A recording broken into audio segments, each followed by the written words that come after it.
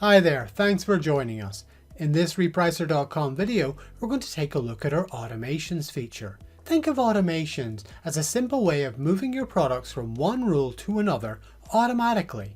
An automation allows you to set criteria, and whenever that criteria is triggered, it will automatically move your product to another rule. In this video, we're going to show you how you can set up an automation to trigger at specific times on specific days. In order to get started, we need to go to the automation screen. Click Automations on the left-hand side of your screen.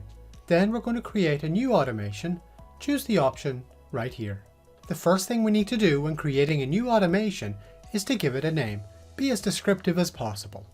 Then we need to choose a channel. If you do want to put an automation on more than one channel, you would need to create an automation for each. With our name and channel set, we move on to the Triggers tab where the magic happens. From the trigger list, choose Date and Time. First we need to choose which days we want our trigger to apply to. You can choose one day or multiple days, it's entirely up to you. Next we choose at what time we want our automation to trigger. And then finally, we choose how long we want our automation to be triggered for. For this example, we'll set it to trigger weekdays between 9 AM and 5 PM. In order to achieve this, I set it to trigger for 8 hours. You can also have up to 3 triggers, so you can mix and match some of the other trigger options that are available. Next, we're going to choose our rules. First, we choose which rules are going to be looked at by this automation. If a product is not in one of the rules selected, it will not automate. The second option is to choose the rule that your product is going to be moved into. With those selected, we have our final option. What happens when the automation no longer triggers? In this case, whenever we exit the time selected in the trigger. You can choose to either stay on that rule or revert back to the previous rule. We'll leave the setting to move back to the previous rule. Next, we're going to move on and have a look at our Timings tab. Our Timings tab gives us a bit more control over when and where our automations are going to trigger. The first option is Lock Period. This basically allows you to lock your products so they cannot automate again for a while.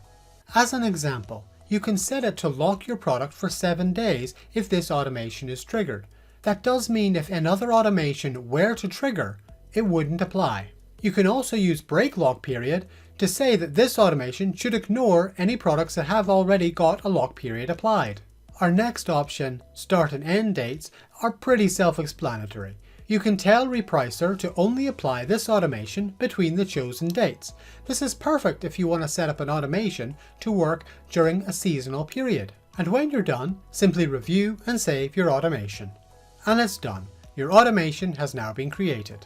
Our automations run on a regular basis, so you should see any products that this would apply to automating shortly. And that's just one of the many things you can do with automations. Why not have a look at some of the others we have here on the channel? If you haven't yet started your trial with Repricer, we offer one free for 14 days, no credit card required. Or why don't you get in touch and book a demo with one of our helpful team? Thanks for joining me today and have a great day.